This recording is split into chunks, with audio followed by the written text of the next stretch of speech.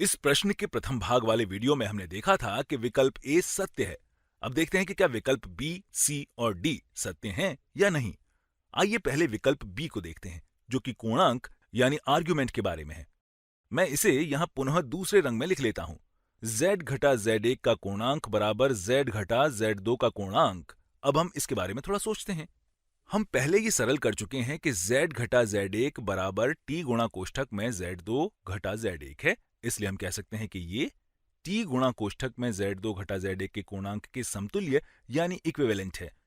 हमने जो पहले हल किया था, यहां उसका हमें फायदा मिल रहा है, क्योंकि ये पद यहां इस पद के निरपेक्ष मान के समान है, जो यहां इसके बराबर है। इसलिए t गुणा कोष्ठक में z2 घटा z1 का पूर्णांक बराबर, हम यहां कथन b को पुनः लिख रहे हैं और इस कथन के अनुसार ये z घटा z2 का पूर्णांक यानी आर्गुमेंट के बराबर होगा।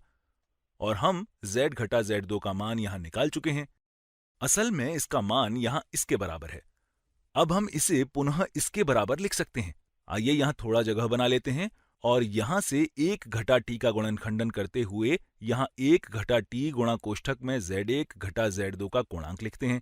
आइए अब इसे समान रूप में बना सकते हैं।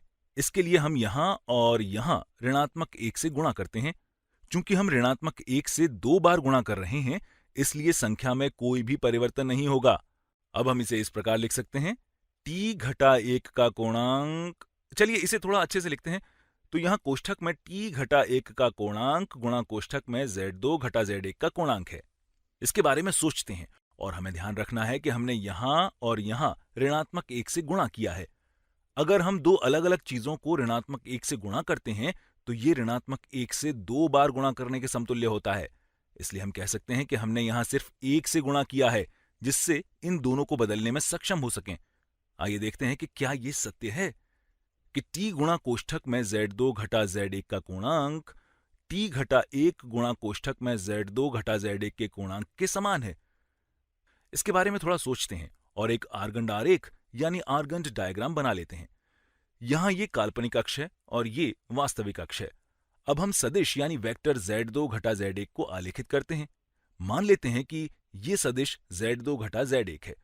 आइए अब सदिश t गुणा कोष्ठक में z2 घटा z1 को आलेखित करने की कोशिश करते हैं। हम जानते हैं कि t का मान 0 और 1 के बीच है, इसलिए यह सदिश z2 घटा z1 से घटाया हुआ यानी स्केल्ड डाउन रूप है, जो कि इस तरह बनेगा। तो ये t गुणा कोष्ठक में z2 घटा z1 है। अब देखते हैं कि t घटा 1 गुणा कोष्ठक में z2 घटा z1 को कैसे आलेखित करते हैं। तो t घटा 1, हम जानते हैं कि t का मान 0 और 1 के बीच है, यानी t 1 से छोटा है। इसलिए t घटा 1 यहां ऋणात्मक संख्या होगी। तो हम कह सकते हैं कि हम एक ऋणात्मक संख्या से अनुमाप परिवर्तन यानी स्केलिंग कर रहे हैं, यानी z2 घटा z1 को ऋणात्मक संख्या से अनुमाप परिवर्तन कर रहे हैं। इसलिए t घटा 1 गुणा कोष्ठक में z2 घटा z1 कुछ इस तरह बनेगा। तो ये t घटा 1 गुणा कोष्ठक में z2 घटा z1 है। कोणांक यानी आर्ग्यूमेंट इन संख्याओं और वास्तविक अक्ष के बीच का कोण होता है, इसलिए इसका कोणांक यहां ये कोण के बराबर होगा। हम इस कोण को फाई कह सकते हैं। इसलिए आइए देखते हैं कि इसका कोणांक क्या होगा। हम कह सकते हैं कि इसका कोणांक फाई जमा पाई, या यूं कहें कि फाई जमा 180 अंश होगा, क्योंकि हमें इस कोण के लिए यहां से यहां तक जाना होगा। इसलिए ये दोनों कोण समान नहीं हैं। यहां ये चाहे जो भी संख्या होगी, हम कह सकते हैं कि यहां ये संख्या या तो पाई जोड़ने पर मिलेगी या पाई घटाने पर मिलेगी, लेकिन निश्चित ही ये दोनों कोण समान नहीं होंगे। इसलिए अब हम इस विकल्प बी को रद्द कर सकते हैं। अब हम विकल्प डी को देखते हैं, क्योंकि ये लगभग इसके समरूप यानी सिमिलर प्रतीत होती है, और इसके बाद हम विकल्प सी के बारे में अगले वीडियो में पढ़ेंगे। आइए देखते हैं कि विकल्प डी क्या है। इसे यहां लिखते हैं और पता लगाने की कोशिश करते हैं कि क्या z घटा z1 का कोणांक बराबर z2 घटा z1 का कोणांक सत्य है। चलिए इसके बारे में थोड़ा सोचकर देखते हैं। एक बार फिर हमने पहले ही बता दिया है कि z घटा z1 यहां इसके बराबर है, इसलिए हम कह सकते हैं कि यहां कथन यानी स्टेटमेंट z घटा z1 का कोणांक t गुणा कोष्ठक में z2 घटा z1 के कोणांक के समतुल्य है। यह हमने पहले वीडियो में हल किया था, जिसका फायदा हमें यहां मिल रहा है। इसलिए यहां t गुणा कोष्ठक में z2 घटा z1 लिखते हैं। अब देखते हैं कि क्या ये z2 घटा z1 के कोणांक के बराबर है।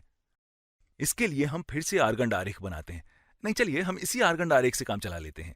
हमारे पास Z2 घटा Z1 है, जिसका कोणांक ये कोण होगा जो कि फाई है। यहां ये Z2 घटा Z1 है और इसका कोण फाई है, और T गुणा Z2 घटा Z1 नारंगी रंग में बने सदिश का घटाया हुआ यानी स्केल्ड डाउन रूप है।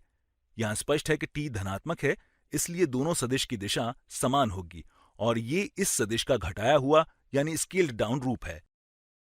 यहां ये सदिश और ये सदिश, या यूं कहें कि ये सम्मिश्र संख्या और ये सम्मिश्र संख्या दोनों एक ही दिशा को दर्शा रही हैं, इसलिए इन दोनों के कोण समान हैं। ये नारंगी रंग में लिखा हुआ सदिश यानी वेक्टर, ये यहां पर, या यूं कहें कि ये नारंगी रंग में लिखी हुई सम्मिश्र संख्या यानी कॉम्प्लेक्स नंबर यहां पर, ये T गुणा Z2 घटा Z1 है, और ये हरे रंग में लिखा हुआ सदिश Z2 घटा Z1 ठीक यहां पर है। ये दोनों स्पष्ट रूप से एक ही दिशा में हैं, इसलिए इन दोनों का कोणांक यानी आर्गुमेंट समान है।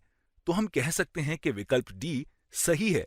हम अगले वीडियो में इस प्रश्न के विकल्प सी के बारे में पढ़ेंगे।